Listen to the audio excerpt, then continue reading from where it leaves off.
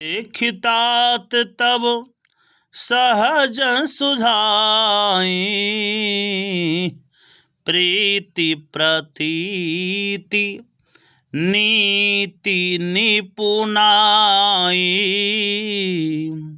उपज परी ममता मन मोरे,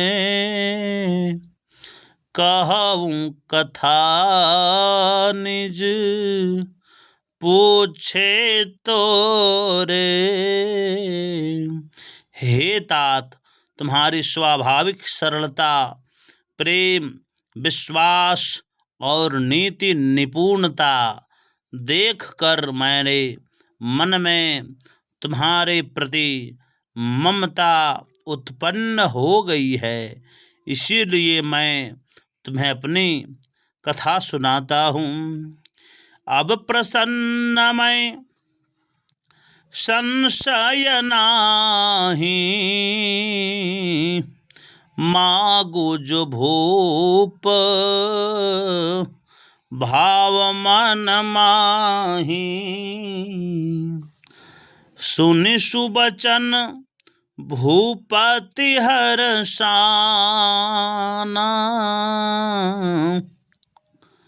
गही पद विनय किन्ह वेदनाना। अब मैं प्रसन्न हूँ, इसमें संदेह न करना। हे राजन, जो तुम्हारे मन को प्रिय लगे वही मांग लो। ऐसे सुंदर वचन सुनकर राजा प्रसन्न हो गया और मुनि के पैर पकड़कर अनेक प्रकार से विनती की। कृपा सिंधु मुनि दर्शन तोरे, चारि पदार्थ करतल मोरे, प्रभु ही तथापि प्रसन्न बिलोकी, मागे अगम बर होवूं अशोकी। हे मुनि, आपके दर्शन से ही मुझे अर्थ, धर्म, काम और मोक्ष प्राप्त हो गए। फिर भी आपको प्रसन्न देखकर मैं यह दुर्लभ वर मांग कर क्यों न शोक रहित हो जाऊं। जरा मरण दुख रहित तनु, समर जितै जन को, एक छत्र रिपुहीन मही,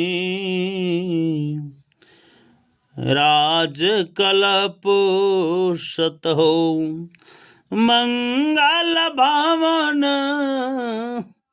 यमंगल हारी, द्रवहु सुदशरथ अजिर बिहारी।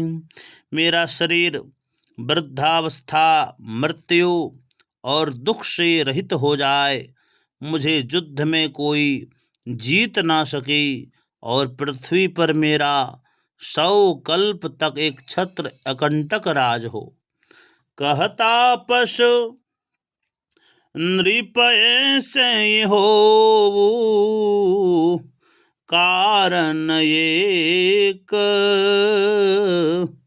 कठिन सोत हो, कठिन कारण एक कठिन सोन सो, कालउ तू पद नाई सीसा, एक बेप्रकुल छाड़े महिषा। तपस्वी बोला, हे राजन, ऐसा ही होगा, पर एक कठिनाई है, उसे भी जान लो। केवल ब्राह्मण कुल को छोड़कर काल भी तुम्हारा ब्राह्मण कुल को छोड़कर काल भी तुम्हारे चरणों में सिर झुकाएगा। तप बल विप्र सदा बरियारा, तिन्हके कोपन को रखवारा।